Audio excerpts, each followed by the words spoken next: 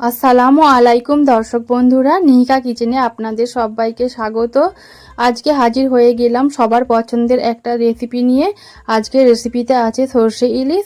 এটা সবাই বানাতে পারে, বানানো খুবই সহজ, তবে আমি যেভাবে বানাই সেটা আপনাদের সঙ্গে শেয়ার করছি।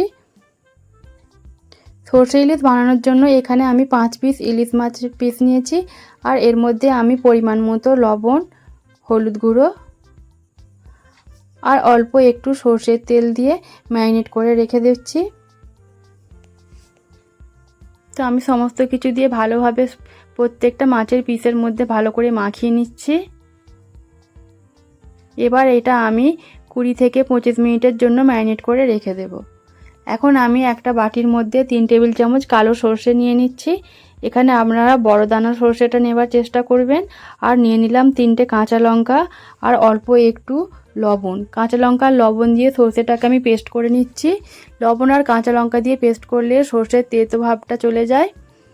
এখন আমি এই পেস্ট করা সরষেটা ছেঁকে নিচ্ছি। তো একটা ছাঁকনির সাহায্যে আমি পেস্টটা ভালো করে ছেঁকে নিচ্ছি।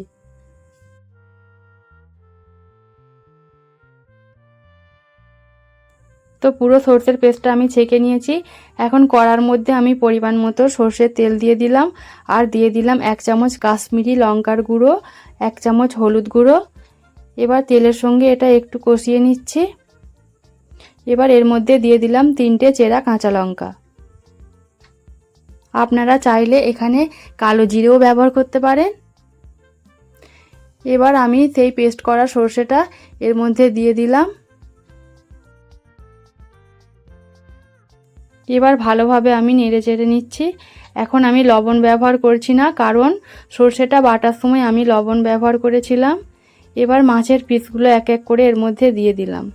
এবার সরষেটা একটু উপর থেকে আমি এভাবে খুন্তির সাহায্যে প্রত্যেকটা মাছের উপর তুলে দিচ্ছি। এখন ঢাকনা দিয়ে আমি 5 মিনিটের জন্য স্লো ফ্লেমে রান্না করে নেব। 5 মিনিট পর আমি মাছের পিসগুলো এক এক করে উল্টে দিচ্ছি।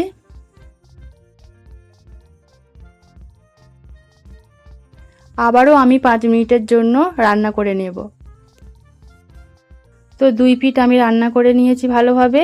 এবার আমি 2টো কাঁচা লঙ্কা দিয়ে দিলাম স্বাদের জন্য, আর পরিমাণ মতো পানি দিয়ে এইভাবে কড়াটা নেড়ে নেব।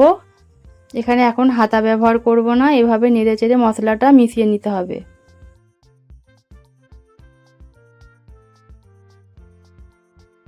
মশলাটা খুব ভালোভাবে মিশিয়ে নেওয়ার পর আমি এটা ভালো করে ফুটিয়ে নিচ্ছি আরও 3 থেকে 4 মিনিটের জন্য। এখন আমি অল্প একটু লবণ দিয়ে দিলাম, কারণ লবণটা একটু কম লাগছিল। ঢাকনা চাপা দিয়ে এবার আমি 3-4 মিনিটের জন্য রান্না করে নিচ্ছি। এবার আমি গ্যাসের ফ্লেমটা বন্ধ করে দিয়েছি, আর সবশেষে কাঁচা সরষের তেল দিয়ে দিলাম 1 চামচ। এবার ঢাকনা দিয়ে আমি রেখে দেব 5 মিনিটের জন্য। এখন আমি গ্যাসটা বন্ধ করে দিয়েছি। 5 মিনিট পর এবার আমি এটা সার্ভ করে নিচ্ছি। দেখুন, এইভাবে সরষে ইলিশ রান্না করে দেখবেন, খেতে খুব সুন্দর লাগে। আশা করি আপনাদের ভিডিওটা ভালো লেগেছে। ভালো লাগলে প্রতিবারের মতন লাইক, কমেন্ট, শেয়ার করতে ভুলবেন না। আমার চ্যানেলে নতুন বন্ধু হয়ে থাকলে চ্যানেলটা সাবস্ক্রাইব করে দেবেন।